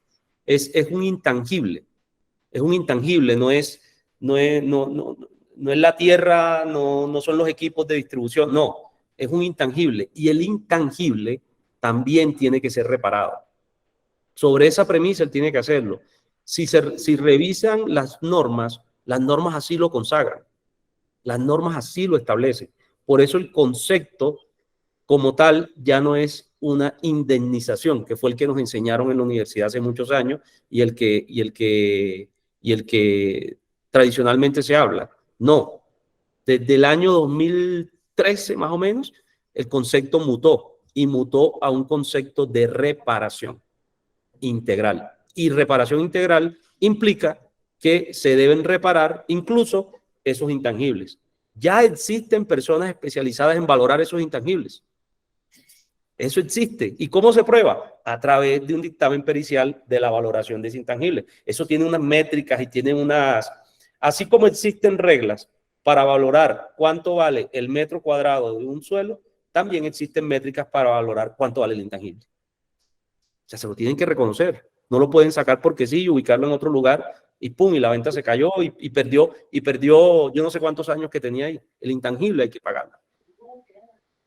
Sí, y pues este tema también pues tiene otra connotación que es que la estación, al salir de ahí, el Ministerio de Minas, pienso yo que como es tan celoso en la ubicación, las estaciones de zona de frontera, no será una nueva estación de servicio, o sea, tiene esa otra connotación fuera de lo que usted viene explicando, ¿sí?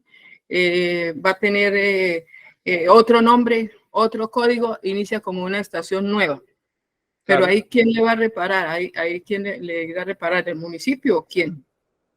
La entidad que emite el acto administrativo de reubicación es la que primero se le debe reclamar. Esa entidad. Uh-huh. Esa entidad es la que primero porque esa entidad tiene que hacer ese análisis que les decía al principio, donde no se le violen los derechos a ese propietario. Todo ese análisis completo, no simplemente, es decir, la entidad no puede decir básicamente, no, yo ordeno una reubicación y punto. No, ese no es el deber ser. Y de hecho ya hay antecedentes que los obligan.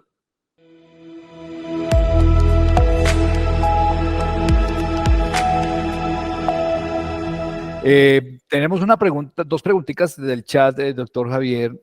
No sé si está por ahí Vanessa. Bueno, perdóname antes de ir con el chat. Carlos Guillermo levantó la mano. Adelante, Con su pregunta, por favor, ¿desde qué lugar se comunican? Muy buenos días. ¿Me copian, por favor? ¿Me indica? Sí, señor, le escuchamos perfectamente. Muy buenos días para todos. Estoy llamando de Ramiriquí, estación de servicio Los Delfines. Ramiriquí, Boyacá, ¿no? Ramiriquí, Boyacá, sí, señor. Sí, señor. Adelante, don Carlos Guillermo. A ver, no sé si esta situación nuestra viene al caso. Se pidió pues la autorización para la licencia de construcción hace 15 años y la estación se construyó en el perímetro urbano del municipio. En este momento pues tenemos problema de los vertimientos porque el municipio no ha construido el alcantarillado en el sector. La corporación autónoma pues nos dice que efectivamente los vertimientos tenemos que llevarlos ya tratados hasta el río y pues el trayecto al río es de aproximadamente 1 kilómetro. Tenemos inconvenientes con los permisos para el tránsito de esos vertimientos para llevarlos canalizados. Entonces, mi pregunta es, ¿hasta dónde el municipio, teniendo por nosotros nuestra licencia de construcción y llevando ya 15 años laborando, y ya pues automáticamente se nos venció el permiso de vertimiento, lo hemos venido prorrogando pues con solicitudes y algunos requisitos que nos van pidiendo, pero pues el de llevarlo al río, bien, casi imposible porque hay 2 personas que no nos dan la autorización del paso de la canalización. Entonces, no sé en este caso si viene pues parte del uso de suelos, que podría ser que pues realmente pues está bien ubicada, pero tenemos el inconveniente para el vertimiento de nuestras aguas. Entiendo. Eso es lo que denominamos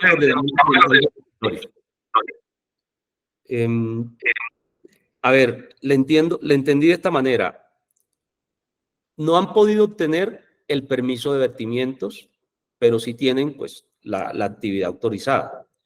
Ahora bien, el permiso de vertimientos no es competencia del municipio, es competencia pues de la autoridad ambiental. En este caso debe haber una corporación autónoma ahí en Ramiriquí que tiene esa competencia. Ahí hay que dirigirse a la corporación autónoma para que la corporación autónoma expida ese permiso de vertimientos.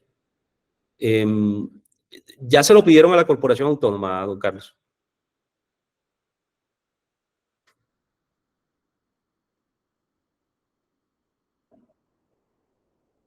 Don Carlos, si podemos activar el micrófono, por favor.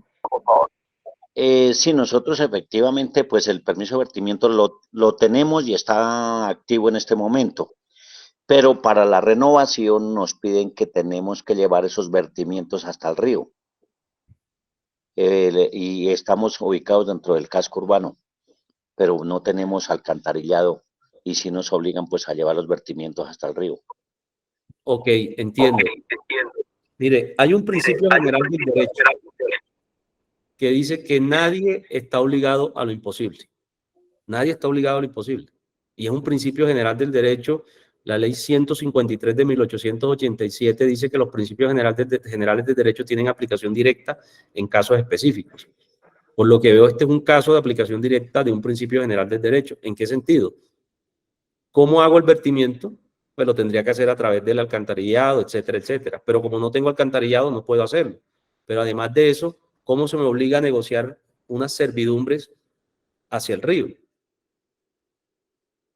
No tiene sentido. No tiene sentido. Sí me gustaría, y si usted me lo permite, pues revisarle el caso porque me llama la atención, y por eso estos espacios me gustan mucho, que sale de todo. Sale lo que menos uno piensa y de verdad que me llama muchísimo la atención. Bueno, gracias, Carlos Guillermo.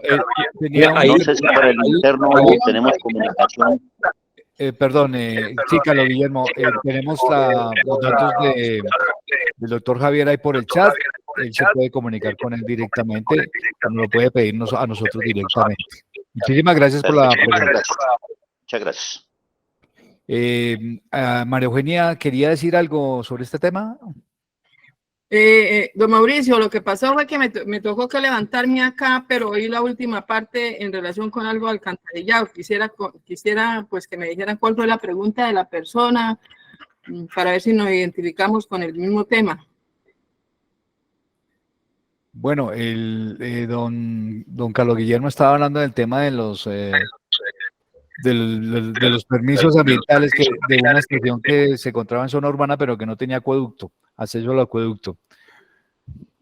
Pero ya el doctor Javier tomó nota y se va a hacer la consulta directamente. Allí vi el comentario que es pertinente en el sentido de que digamos, la solución práctica es contratar el servicio de recolección. Así es.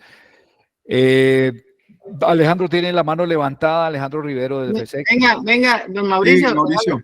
Perdóneme, Alejandro, termine, María Eugenia, por favor.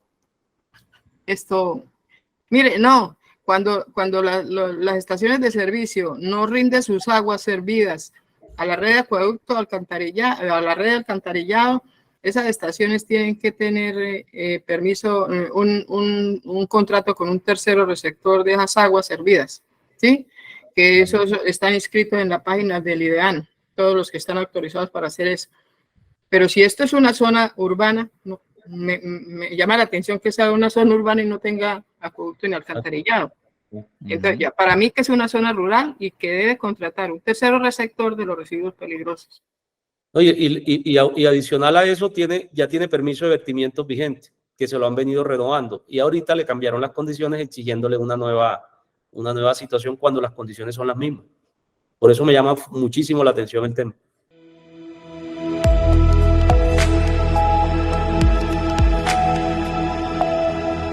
¿Tenía algo que agregar? Sí, Mauricio, sobre ese tema. Lo que pasa es que digamos que la normatividad ambiental tiene prevalencia.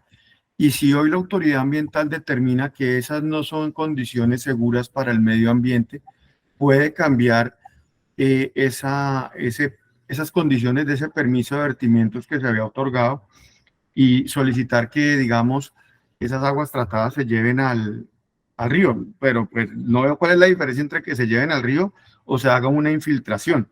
Habría que preguntarle a la autoridad cuál es el racionamiento o por qué son menos contaminantes si llegan al río a que si se hace en un campo de infiltración. Yo empezaría por hacerle esa pregunta a la autoridad. Explíqueme cuál es la diferencia.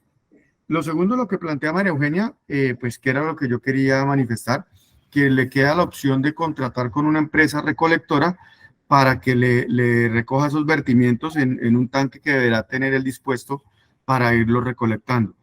Y lo tercero, hasta qué punto no sé, sea válido que él inicie un proceso de concesión de servidumbre ante un juzgado, porque es una servidumbre necesaria, demandando a los dueños de esos predios, pues le va a salir costoso, va a tener una pelea jurídica importante, pero creo que esa también podría llegar a ser una opción. Sin embargo, pues yo pienso que me iría por la primera. Señor autoridad ambiental, explíqueme por qué sí le sirve el vertimiento en el río y no en el terreno, si además yo tengo unos sistemas de tratamiento que garantizan que los vertimientos no son perjudiciales al hacer la infiltración en el terreno.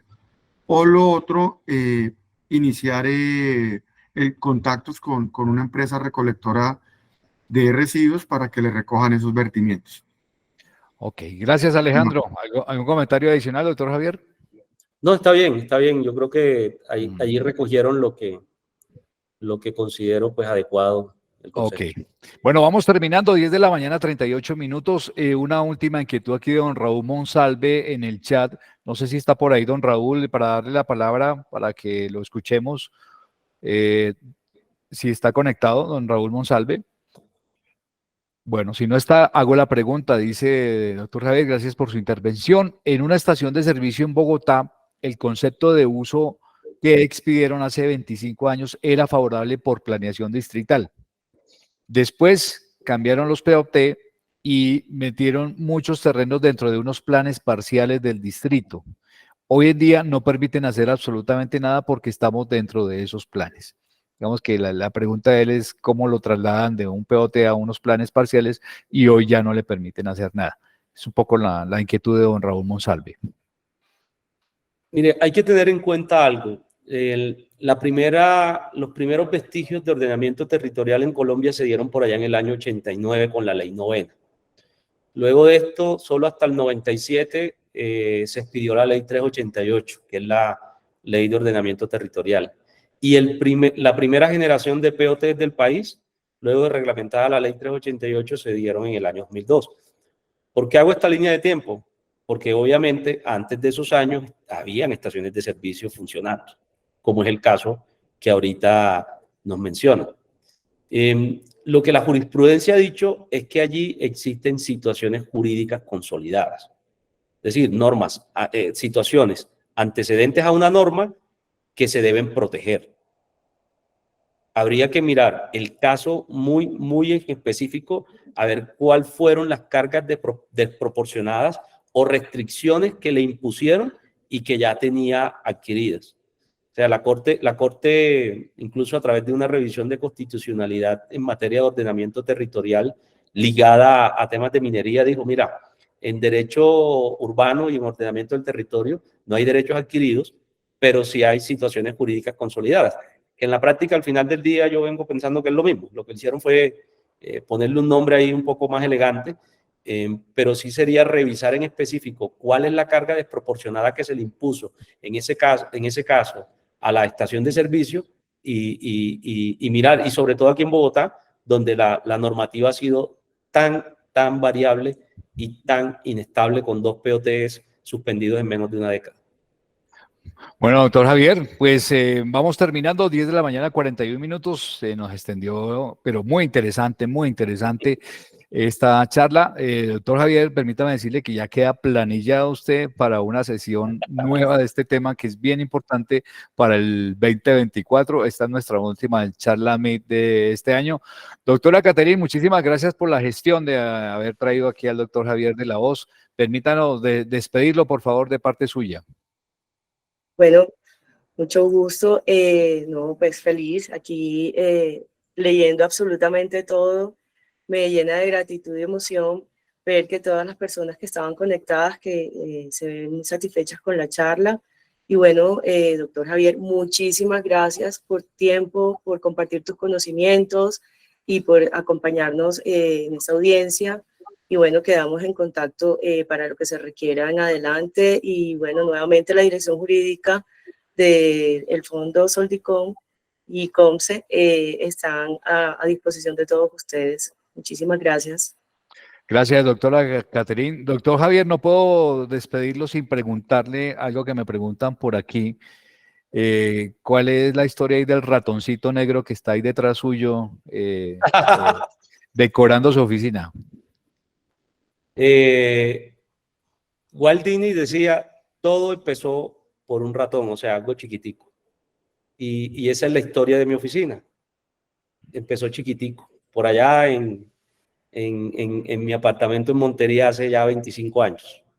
Así empezamos chiquitico. Entonces el ratón tiene ese significado. Cuando vengan aquí a mi oficina se van a dar cuenta que tenemos ese, yo en mi despacho tengo otro, mi socia tiene otro en el despacho, en la oficina de Medellín tenemos otro. Entonces es como para recordarnos que empezamos chiquito y siempre tratar de mantener los pies sobre la tierra, no creerse la película de que estamos muy grandes ya. Estar aterrizado. Doctor Javier, a usted, a Savia Legal, a la firma de abogados, muchísimas gracias por compartirnos su conocimiento específico en esta materia tan importante para las estaciones de servicio del país. Cerca de 200 estaciones de servicio estuvieron conectadas hoy desde diferentes regiones del país y ese es el objetivo de estas charlas Meet, utilizar la tecnología que nos permite conectar hasta 500 estaciones por charla para llevar conocimiento específico para que sus estaciones funcionen de la mejor manera, sean más eficientes, más rentables, más sostenibles.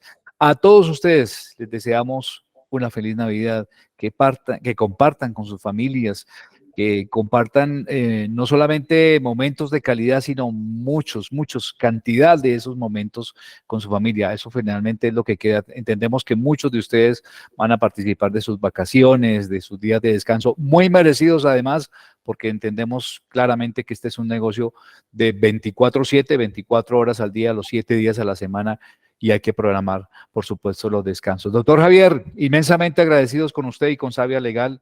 Ya compartiremos esta charla en nuestra página web fondosoldicon.com.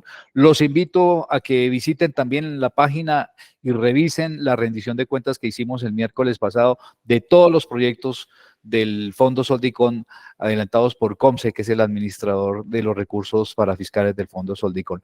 Doctor Javier, mil gracias. Hasta luego y mil gracias a ustedes y siempre a su disposición para lo que requieran. Un saludo. Bueno, un saludo muy especial. Chao, chao.